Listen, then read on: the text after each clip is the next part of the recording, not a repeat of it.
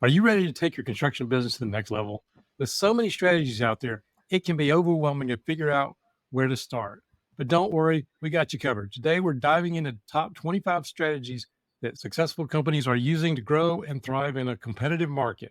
From networking and marketing to innovative technology and employee retention, we'll break down the actionable steps that can help you expand your business effectively and sustainably.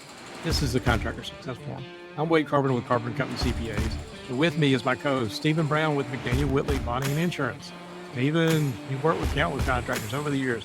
From your experience, which strategies do you see as the most impactful for a contractor looking to scale up? Of course, the most important thing is knowing what you're doing. That's a given, right? Knowing your trade and being good at your trade. What I see a lot of good contractors doing is networking. So many times, whether you're hard bidding jobs or you're a residential contractor, whatever kind of contractor you are, networking gets work coming through your doors. People do business with people they like. Networking can be done on the largest scale or the smallest scale. And it's a way to get out there and let people know, hey, this is what I do. This is what we do. And this is what we do well. Just like you to think about us if a situation comes up. It's so simple, but it's so important. That's the first one on my list is networking. As far as my thoughts on networking, it definitely helps and it never hurts. But for some contractors, if they're doing bid work, maybe that's not what they need to be doing or focusing their time on. But if you're out there trying to find subs or working with other contractors, I think networking is a great way to do that. I would argue, even if you're doing hard bid competitive work, you need to be networking with the people you depend on to make those bid numbers low. And also networking with the entities that are acquiring these bonds, getting to know the contracting officers, the architects and engineers you'll be working with. That's networking as well. I personally think it's that important, but we've got a lot of them, Wade. What's another one? I think the next one that we were talking about was quality workmanship. And obviously, as you said, when we started, you got to have a good product, you got to put out good work. And I think quality workmanship goes a long way to keeping customers and getting new ones. Yeah, your reputation spreads because of the quality of your work. That's for sure. And it speaks volumes, not to mention how you conduct that work. How professionally do you conduct your work? That's one of the best sales tools for growing that I know of. And that kind of ties into you did quality work and you give good customer service. So even if you're bidding work or you're working for multiple clients or customers, customer service is key. Making sure that the whole process, they're happy with what you've done for them. Sometimes your customer may be a general contractor if you're working as a subcontractor. Sometimes it may be individuals, but whoever the owner is of their project, they need to be happy. And also I might add there, you need to understand and exactly what's making the customers happy and what you can do to replicate it. And there are a lot of survey systems out there that allow you to do that. Are you familiar with that, Wade? As far as survey systems, yeah, there's plenty of things that you can do either online or whatever, which also leads into the next one, which is marketing and making sure that you got a happy customer from what you're saying, but taking that to the next level, whether you're out there marketing, and it depends on the type of construction. Again, I think if you're chasing residential contractors or just trying to network, as you said, it all ties together. And your marketing plan probably would take a different turn depending on who you're targeting, but marketing is definitely one of the biggest things that you should consider. And I would say start with your website. There's no excuse for not having quality images that represent your product. These days, even the worst photographer can take enough pictures of a job site to pick out a few that are pretty good, or hire a professional photographer. But the images of the work in your completed projects are worth their weight in gold for growing your business and for setting the standard of who you are and what kind of work you do. The next one on the list was specialization. Always make sure you started with something that you do better than anyone else. That's always been a helpful recommendation for any contractor I've worked with. Every one of them know how to do something better than anyone else. Even if you're a general contractor, you have things that you can do in-house. You have things that you can manage better than other general contractors. Specialization is a way to grow your business.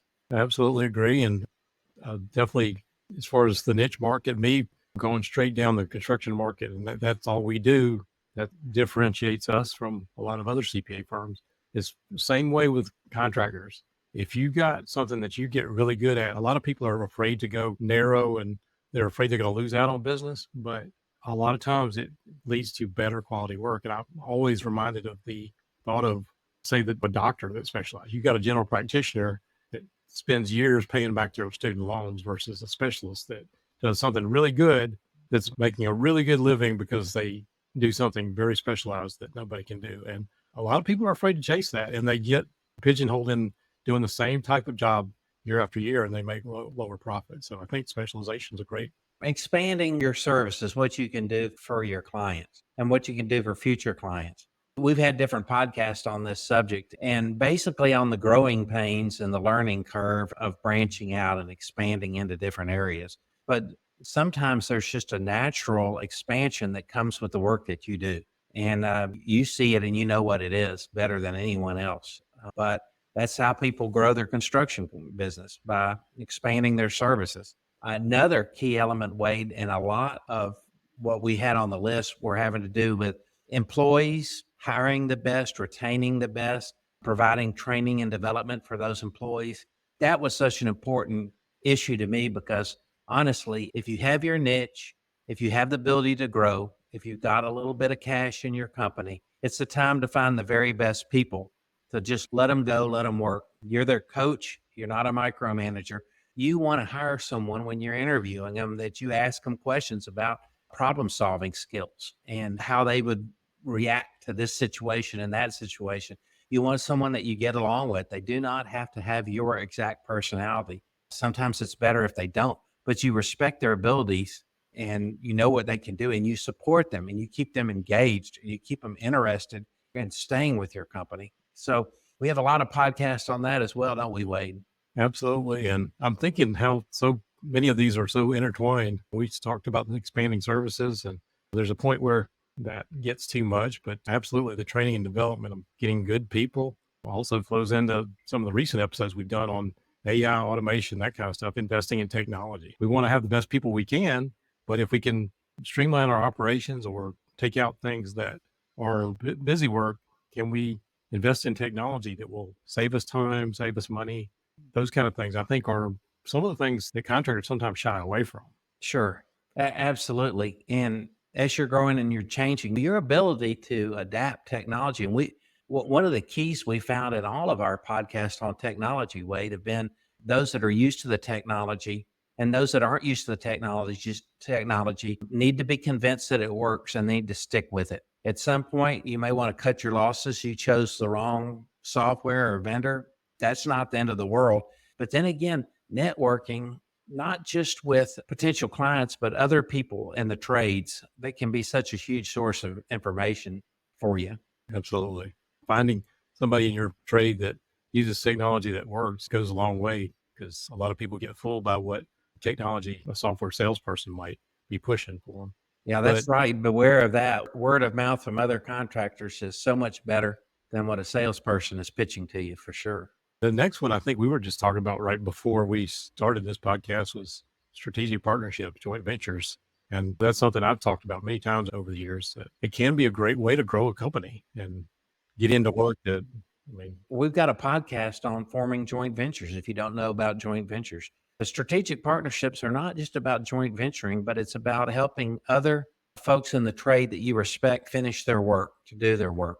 I have a number of clients who have strategic partnerships with good friends that do what they do.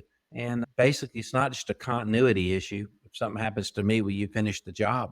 But it's, you're being overwhelmed by work that you can't handle and other opportunities come up and you need some help. Well, you need some friends there, don't you? always goes a long way there. Definitely. The next one that I wanted to bring up, which is right up your alley, is the financial management of growth. We've got so many podcasts on the financial management of growth. The whole theory of just growing your revenues doesn't necessarily grow your net income. Net income is your income after everything's been paid. It's the final number. I'm hitting you a softball there, Wade. You are, but obviously it's right up my alley, but I do see it too often. And I would say most contractors see financial management, keeping up their books and knowing where they are, as overhead, as expense they don't have time to do.